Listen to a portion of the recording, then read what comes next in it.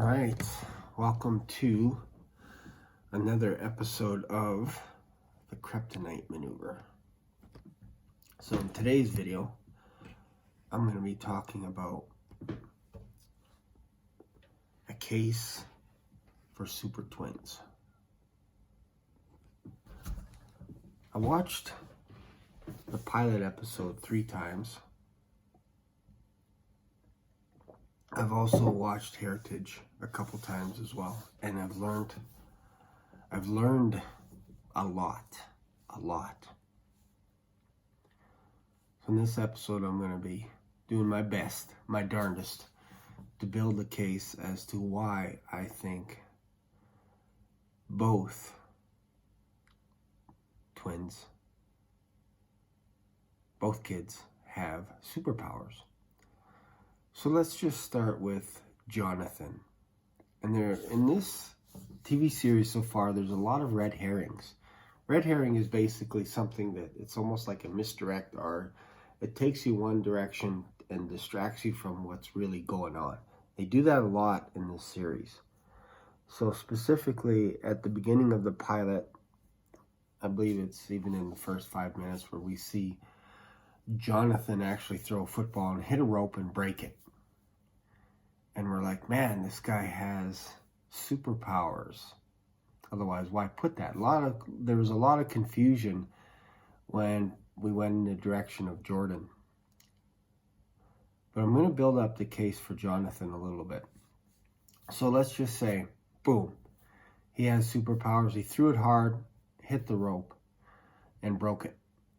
Then there's another scene where Lois mentions to Clark, have you seen Jonathan run the routes? So this guy is very good. And both Jonathan and Clark have been noticing his athletic prowess, if you will. Because in Metropolis, this guy was the captain. I'm assuming he was the captain. He was the quarterback, starting quarterback, and he was very good at it. Very good. So they decided to pluck him and Jordan out of school and bring them to Smallville. And we'll get to some of the reasons why they did that. Well, I could talk about right now. I think part of it is they knew their kids were special, both of them, both Jordan and Jonathan. And they decided to pluck them out, bring them to Smallville, so they're closer to the ship, where they can learn lots, and then they're also in a small town where they can practice with all their superpowers and all this kind of stuff. And they're not really letting on to that. They threw that in her face a little bit, that Jonathan potentially could have superpowers, and then they flipped it over to Jordan, and we're like, oh, Jordan has the superpowers. It's not Jonathan. I think it's both. So there's another situation where both kids went to the barn, and Sarah went with them, and Jordan was wanting to fix the router so they can get better cell coverage. I'm still not sure why they put the router way up so high. Like poor Martha Kent. Like, how difficult would it be to get at this router if she had to reset it? So they wanted to reset it. Jordan steps on some pipes, and down they go. And Jonathan, in an instant, runs and saves Jordan. If he didn't have any superpowers, or knew he didn't have any superpowers, I don't think he would have done that. I don't think people think that. I think they instinctively protect themselves, and he might have been like, oh, versus the pipes come down. I could be wrong about that, which is fine. But he acted instantly, which tells me that he does have superpowers, and he went and he rescued Jordan. That's what we saw. He rescued Jordan. Then later, Jordan gets mad at Lois and Clark for thinking that he is the one with superpowers. So why did he get mad at that? I think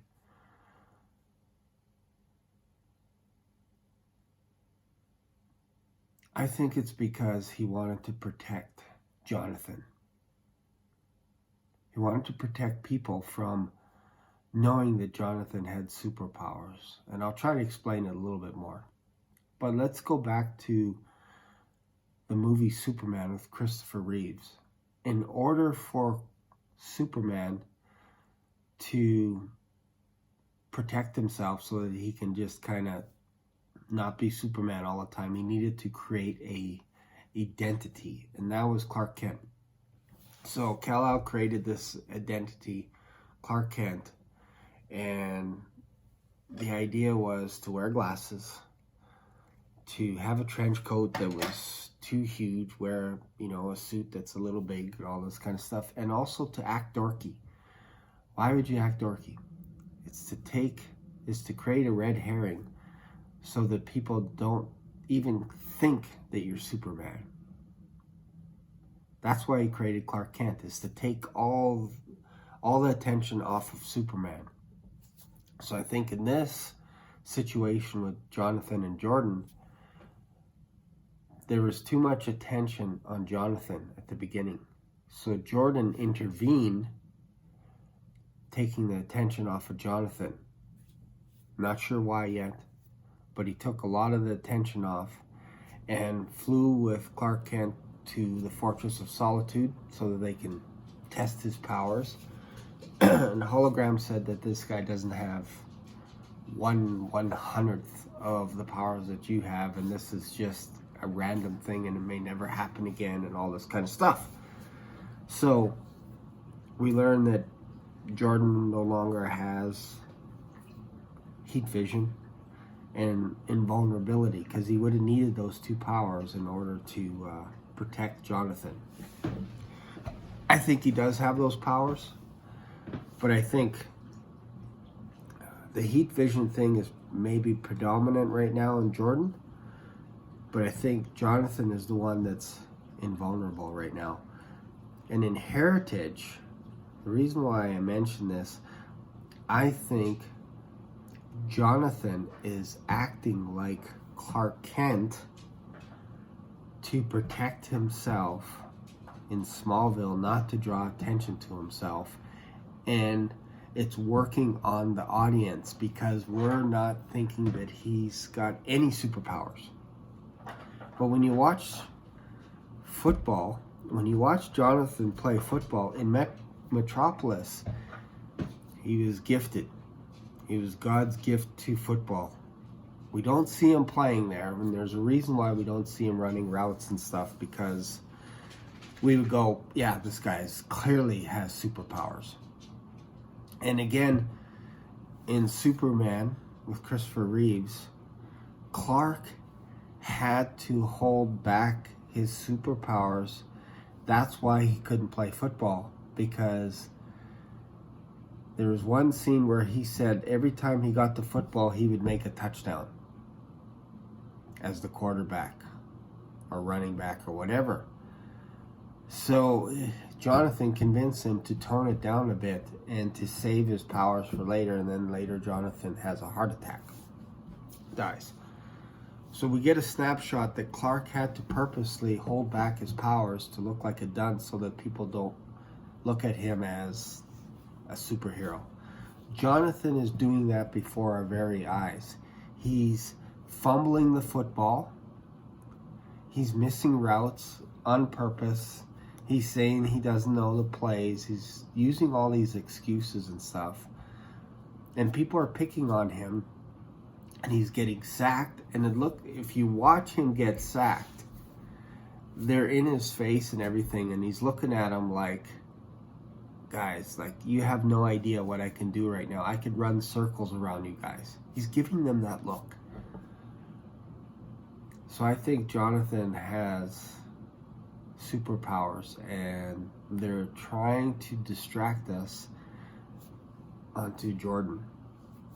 And I think when they're both together, they actually have superpowers. Now that could be just a little theory, because I was watching Super Friends, and there's twins on there that whenever they say, I think it's super twins, activate, and they put their fists together, and one would say, in the shape of ice, and the other one would go, in the form of gorilla, and they would change forms. One guy would always be an element, the other girl The other twin would always be an animal. So it's interesting. I found a comic, and maybe in another episode I'll talk a little bit about that comic, but there was one scene where Clark Kent is teaching his twins, and in the comic they have twins, but one is a boy, one is a girl.